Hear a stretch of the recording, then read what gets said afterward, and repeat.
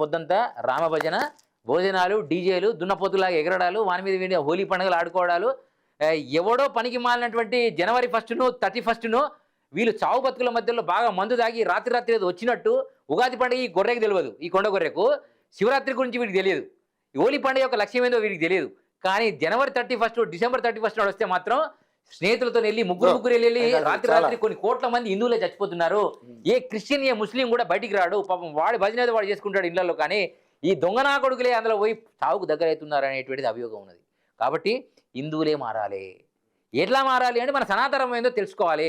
ఏది గుడ్డిగా నమ్మకండి అని వారు చెప్పడం జరిగింది. అందుకనే విశ్వకర్మ సర్వస్యకర్త, విశ్వకర్మ సర్వస్యకర్త. మీ టీవీ ఛానల్ ద్వారా చెప్తున్నా, సెప్టెంబర్ 17 నాడు విశ్వకర్మ జయంతిని అనర్గళంగా ఒక కార్యక్రమం మీరు పెట్టండి. అసలు విశ్వకర్మ ఎవరు, ఈ భగవంతు ఎవ్వనికి వాడే సృష్టికర్త అంటుండే ఈ ప్రపంచం అంతా.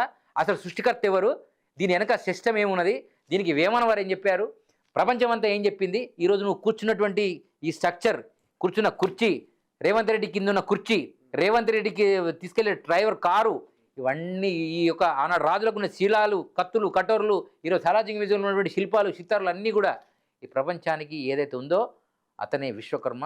గర్భగుడిలో ఉన్న విగ్రహం విశ్వకర్మనే, ప్రతి దగ్గర విశ్వకర్మే ఉంటుంది.